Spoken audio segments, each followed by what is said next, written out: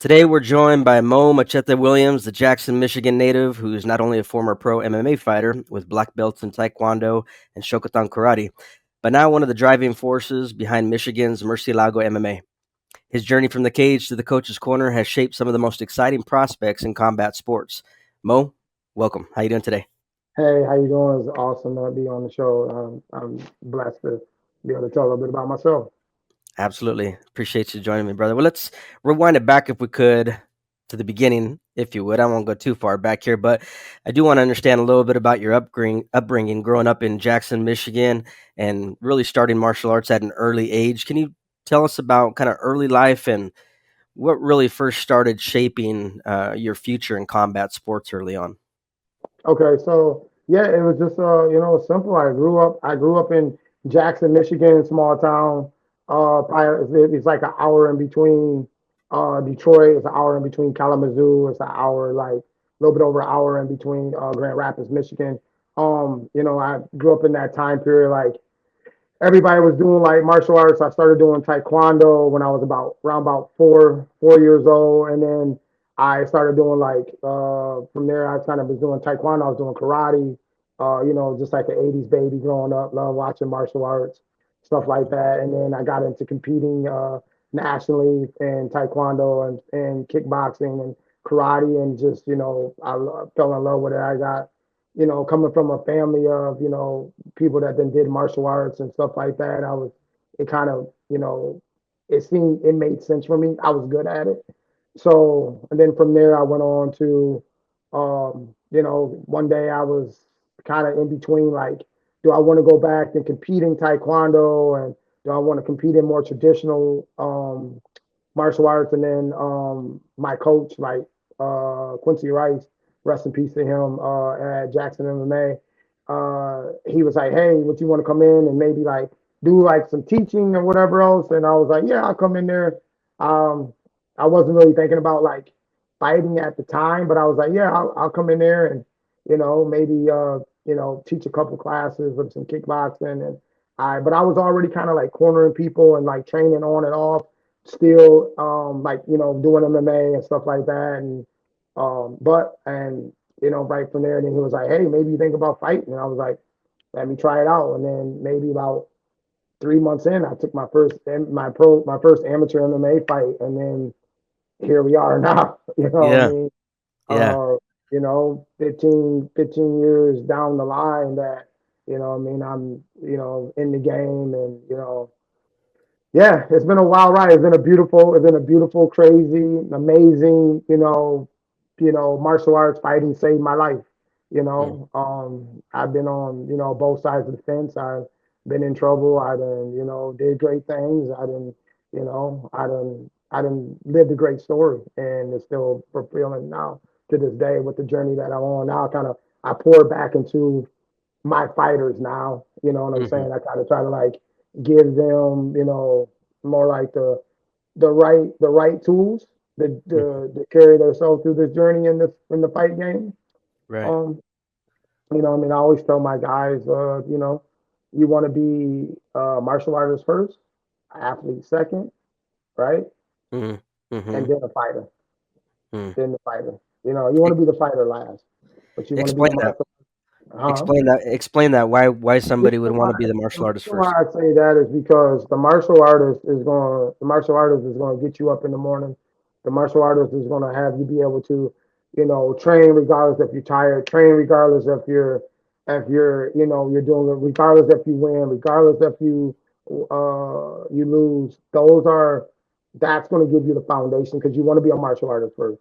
It gives you the indomitable spirit. It gives you to pass it on to someone else. Then Mm, going to be the athlete. The athlete is going to make sure that you're keeping your diet right. You're going to make sure that, you're going to get your strength and conditioning. You're doing your nutrition. You're getting your recovery. You're investing so much time into your body, your mind, and then the fighter, because yeah. then that's when the money comes. The Mm, fighter, the prize fighter, the dog that's inside you. That's you get to be as barbaric, as simple as you can, because fighting is the easiest thing since humans could do since the beginning of time. mm, Two people test out the test of faith, see who's a better man or woman, then you can go in there. But you want to be the fighter last, Mm, because the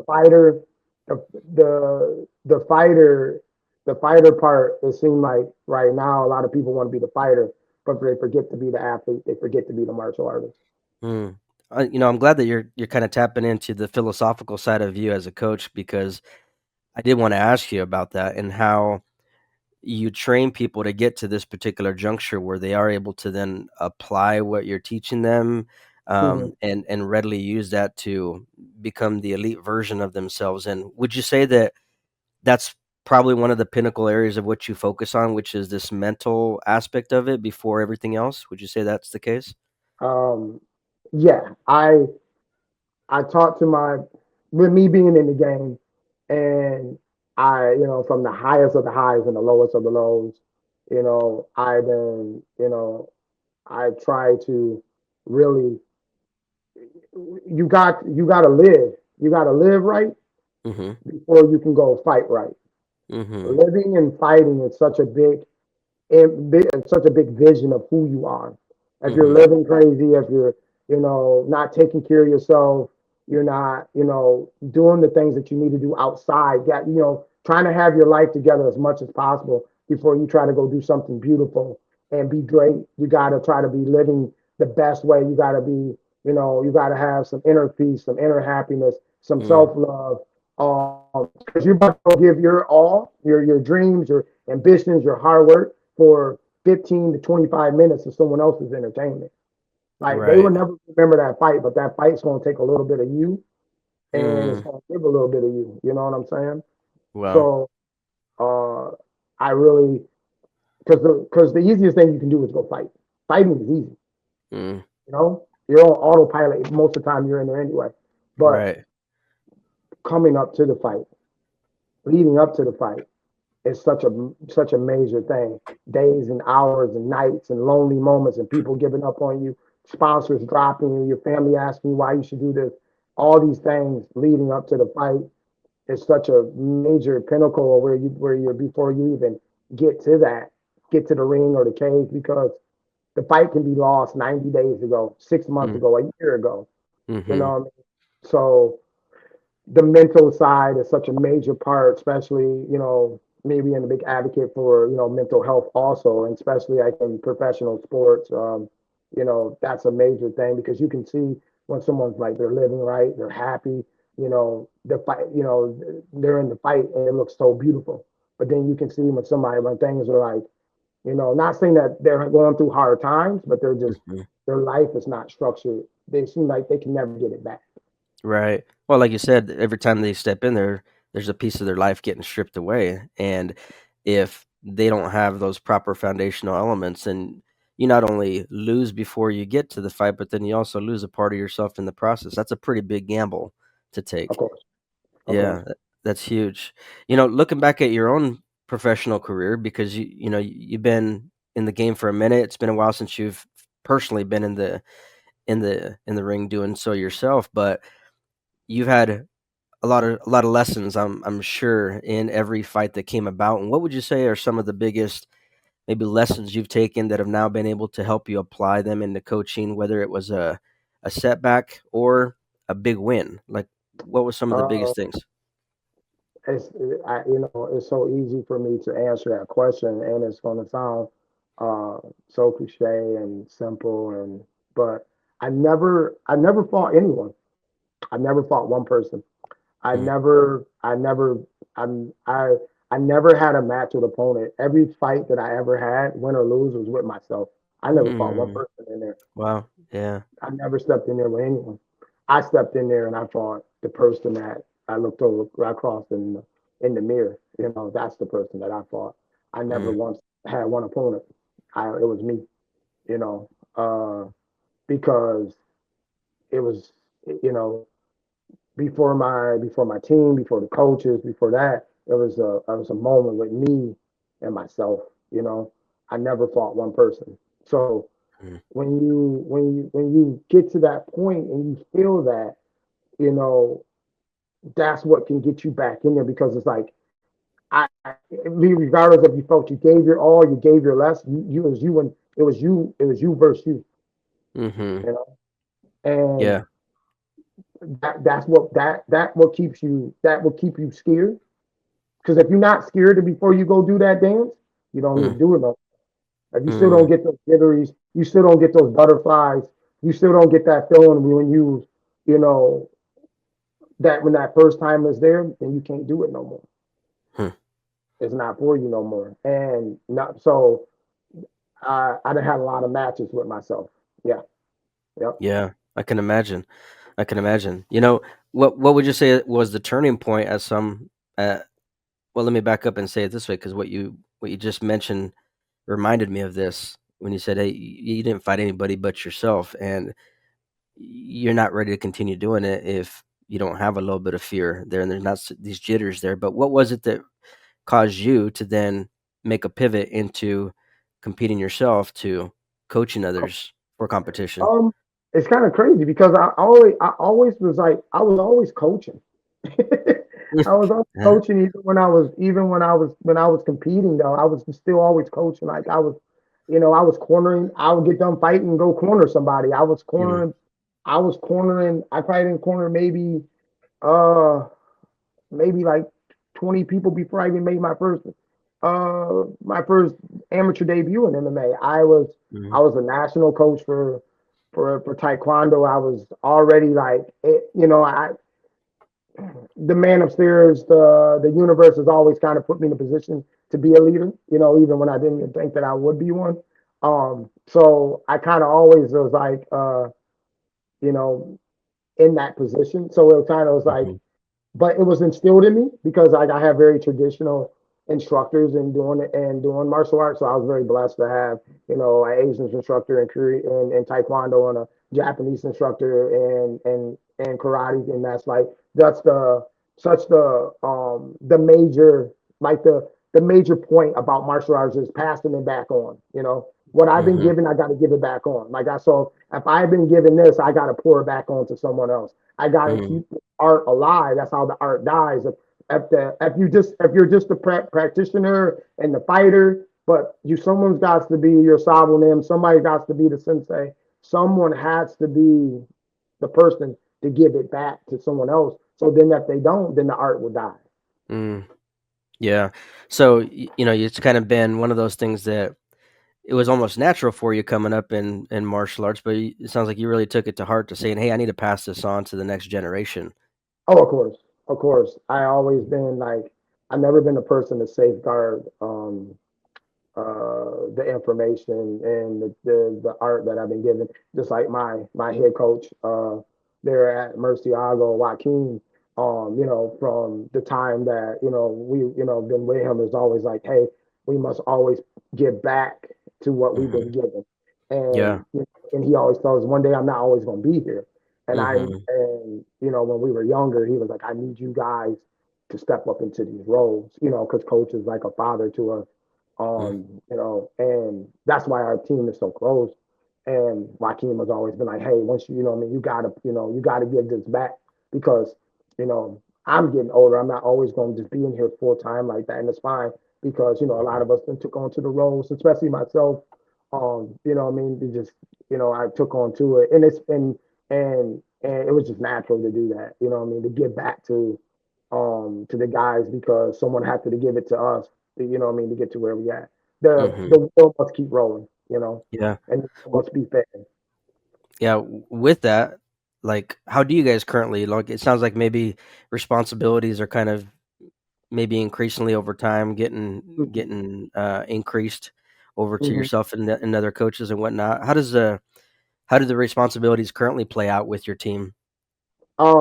It's a beautiful, crazy, wow ride. Man, the sometimes I get chills to think about like where we're at now. It's the responsibility is high. Coach just got back from China with Charles Energy Johnson. He just fought over there in China, UFC China. He got the KO in the second round, and coach was there, and then I was taken to the gym, and then prior to that, we were here at the local shows, and then before that was with my cousin Chaos Williams at they're in New Jersey, and then Vegas, and then then at the PFL he was out there in Kansas for with Mondo Gutierrez, and then now we're going.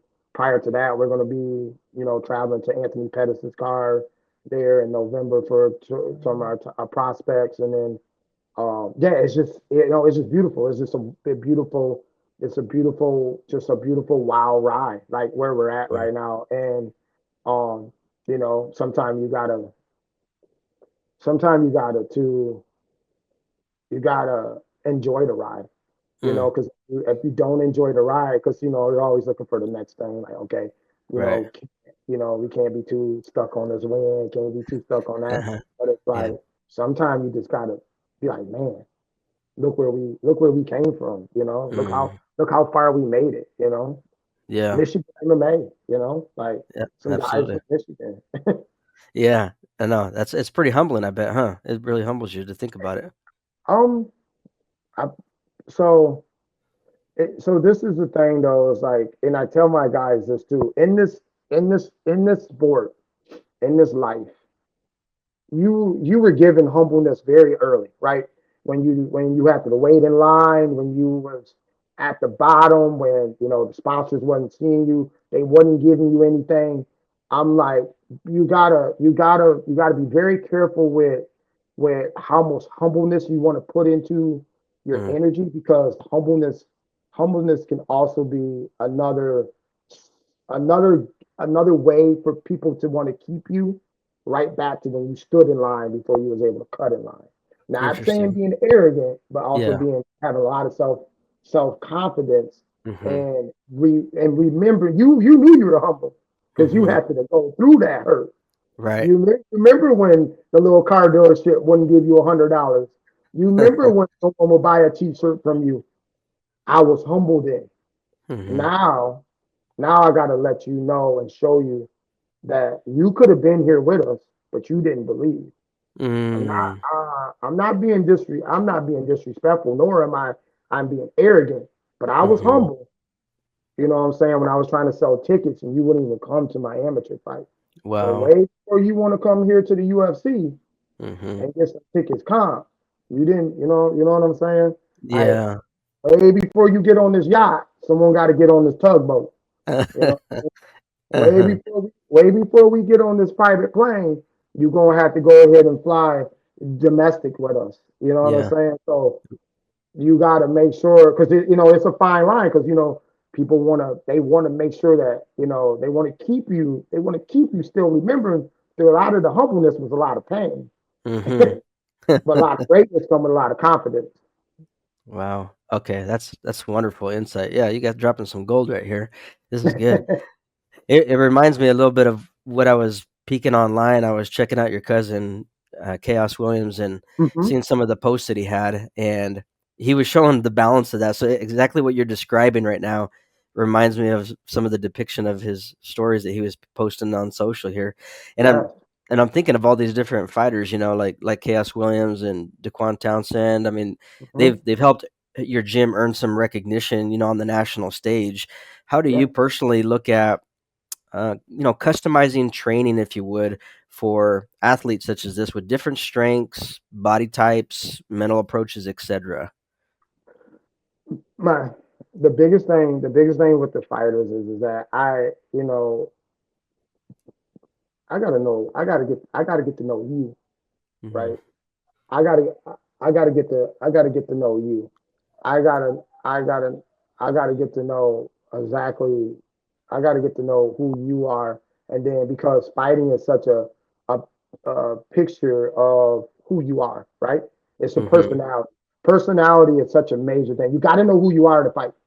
You got Yeah. to know who you are. You can't have an identity crisis, because then you're gonna Hmm. have crisis in them while you're fighting. Fighting is Yeah. just you're painting a beautiful picture while you're in there doing something devastating. So Mm. I know my guys. I know things that trigger them. I know what they're good at. I know their attributes. I spend a lot of time with them. Like we're a family. So Mm. what I mean, that's a major thing. And then we can get it into the point of, let's go ahead and get the display of the art. You know what I mean? Hmm. Um, Fighting is so much up here. people feel like it's so physical, but it's not. It's so mental. Like a good Yeah. coach knows this person. I know them. I know how to bring that up out of them. I know how to speak to them. I'm honest with you. You know, I'm Yeah. honest because you're putting you're putting your life, you're putting everything on the line. So with that being said, I gotta make sure that I do my due diligence to do my part. Mm-hmm. If you trust that with me, then we gotta, we had that. So I'll Mm-hmm. ask you like, hey, how you doing? Like, how you feeling? Where's your mind at? Way before, what I mean, we get into the physical. Yeah, that's good. It reminds me of literally a recent conversation a week or two ago I was having with a coach locally at a gym, and he was describing something very similar with his fighters. And what you just described to me, I think, is the epitome of the saying that says a man's heart is deep waters, and a man of understanding draws it out. And as a coach, you got to know your people well enough to be able to draw out what's inside of them, which there's greatness inside of them. But sometimes you got to get through all the mess to tap into that and help them see it for themselves. And it sounds like that's a lot of what you're doing is really getting to know your people so you know how to draw it out inside of them. Yeah, you gotta like we gonna win together. We gonna cry together. We gonna celebrate together. We gonna go through all of it. You know what I mean? The highest of the highs and the lowest of the lows. We're Hmm. okay with that. You know what I'm saying? Like we're all right with that. And uh,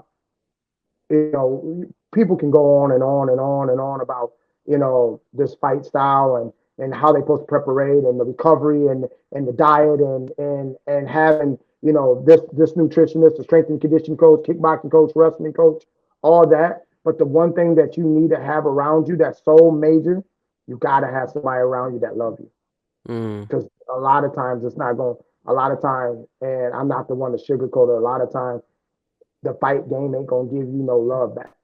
right. So you got Wow. like way before, because when you're winning, everybody loving you, Right. right? You can go anywhere in the world, Hmm. anywhere in the world, anywhere in the world, right? You know what I'm saying? And also, when it's your time, it's just your time. Hmm. Like when John Jones he was gonna be great no matter where he went.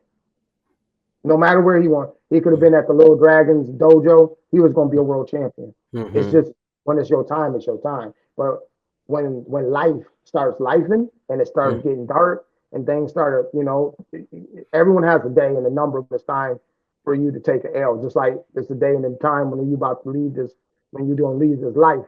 Right. You got to make sure you have people around you that love you. Wow. Wow. That's That's powerful. the that's the major thing. If Hmm. I tell any up and coming fighter, anybody that's undefeated on that win streak, not don't have the win streak, just Hmm. have somebody. Make sure you got somebody around you that love you, that love Hmm. you, because you can pay anybody to go ahead and give you some synthetic, you Hmm. know, motivation. But Right. who gonna give some real love? And real love, a Hmm. lot of times in this fight game. So you got to have That's somebody around you that love you.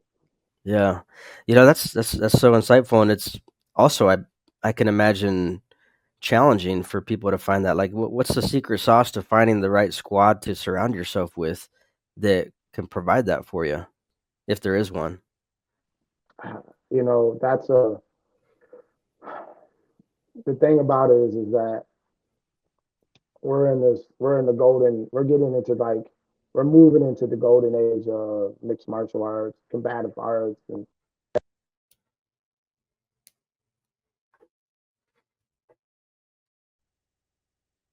to that. Just where everything is, people's making big money. They're about to have the UFC at the White House, Madison Square Garden. Guys are getting flat rates, millions and Mm. millions of dollars. People around the world are starting. We got all these other countries is that, they're making superstars and stuff like that. And so um, with that being said is that, the more that it get when they that the more that it's gonna get more pressing on your heart. Mm. hmm The more Mm. people see you, the more the comment section gets higher. You Hmm. know. Yeah. So that means you need more love. You need Mhm. more.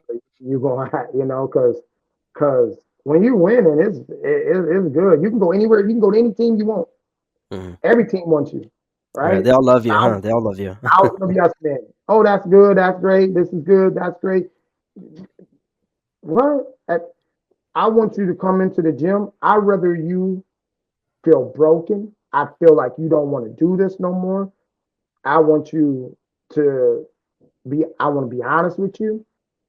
Because if you paying me, you know, it's the opposite. If you paying me, I should be telling you you ain't doing things right. Mhm. But if you ain't paying me, I'll probably be telling you doing more things is right, right? Makes sense, Yeah. right? Uh-huh. Yeah, if you're giving me money, that don't look good. If I ain't giving me money, that looks good, Right. right? But if that's the intention, right? Mhm. If it's all about the money, then you probably should Mhm. be getting told that you ain't. You know what Right. I'm saying? Yeah. Mhm. And the other way around. But Right. You ought to be a lot getting of some time honesty. the game now is like you giving them, they get money. Oh, you look good, champ. Good job, Uh-huh. champ. Instead of being like, man, what are we doing? Mm. Right? Because every day ain't gonna be good. You ain't having a phenomenal fight camp, right? You're Mm. lying to yourself. Yeah.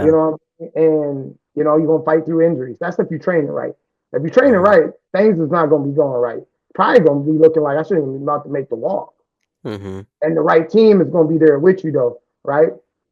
That's why it's called the hurt business. Right.